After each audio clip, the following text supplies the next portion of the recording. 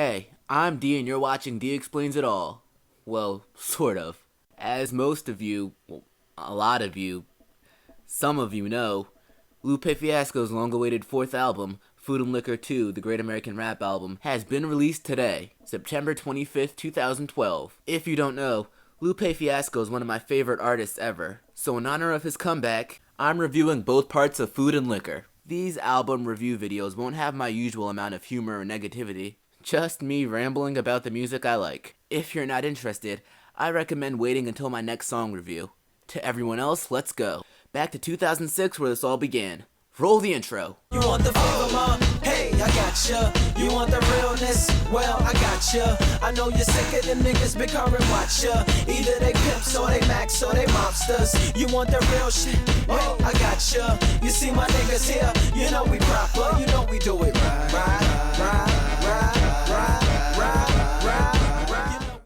Wasalu J-Co grew up in the streets of Chicago. He originally hated hip-hop music and spent his days reading and playing video games. Being a general nerd throughout most of his youth, he brought a new artistic direction to the industry when he began his mainstream career in 2006, using the name Lupe, borrowed from a friend as a variation of Wasalu, and Fiasco, of course taken from the firm Fiasco. He was signed at age 26, founding his small-time record label, The First and 15th, and debuting with the hit single, Kick Push, the odd tale of suburban skateboarding and teen love. First got it when he was 6, didn't know any tricks. Matter of fact, first time he got on it, he slipped, landed on his hip and busted his lip. For a week he had to talk with a lisp like this. Let's not waste any more time and get right into it. First, I'll talk about the general ups and downs of the album, then go in depth with my top 4 tracks.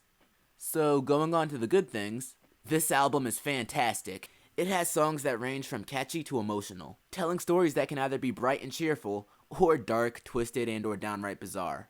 Yeah, he just sits and watches the people in the boxes. Everything he sees, he absorbs and adopts it. He mimics and he mocks it. Really hates the box, but he can't remember how to stop it. The production is also solid, coming from the Neptunes, Pharrell, Kanye West, and the Needles, and a few more of that variety. The beats all have a similar basis and sound, while simultaneously adding something new and inventive. The general sound for this album is soulful and old school styled. A lot of the songs feature classic soul music, or are written and produced like it.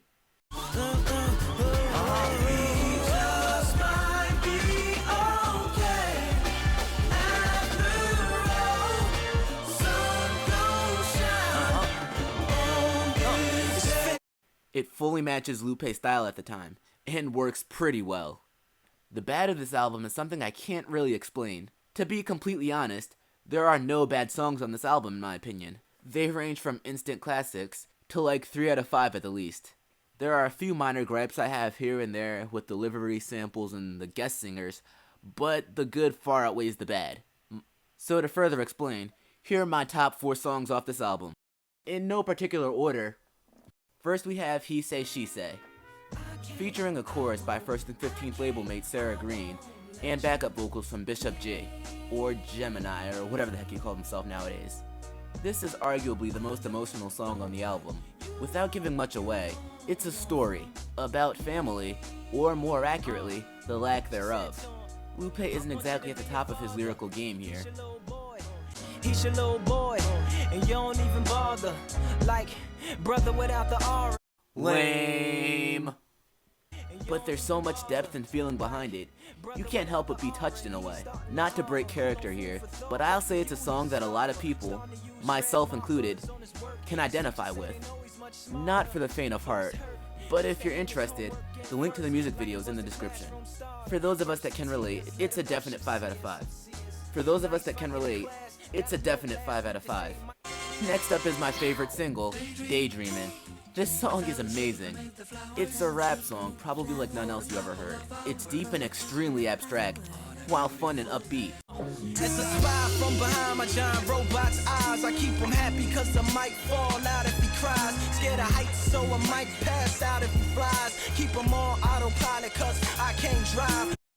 Industry satire, all-around creativity, and a first verse that'll have you thinking for days. Plus a hook from Jill Scott, a really inventive sample, and a bizarre video that fits the experience.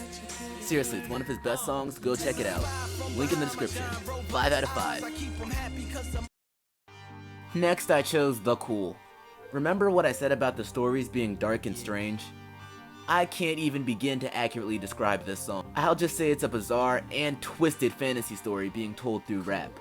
He grabbed onto some grass and climbed, pulled himself up out of his own grave, and looked at the time on the watch that had stopped 6 months after the shots that had got him in the box, wringing Haney out his socks.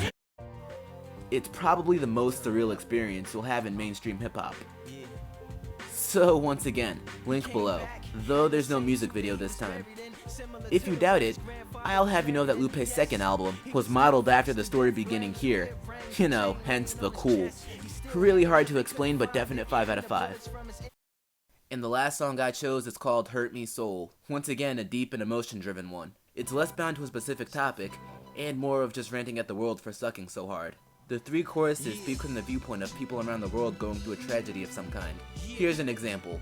My mom can't feed me, my boyfriend beats me, I have sex for money, the hood don't love me, the cops wanna kill me, this nonsense built me, and I got no place to go. They bomb my village, they call us killers, took me off they welfare, can't afford their health care, my teacher won't teach me, my master beats me, and it hurts me. I had to get a boy bop.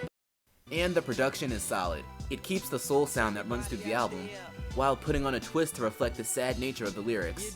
I can't possibly fathom how anyone could hear the song and not get something out of it on some level. Once again, a 5 out of 5. Well, you've all heard me ramble long enough. That's my thoughts on one of my favorite albums of all time, and the first of more to come. If you liked it, be sure to share your thoughts in the comments, especially if you heard the album before or are just interested in hearing it. I'm Dimitri J. Catch you next time on D Explains It All. Great American rap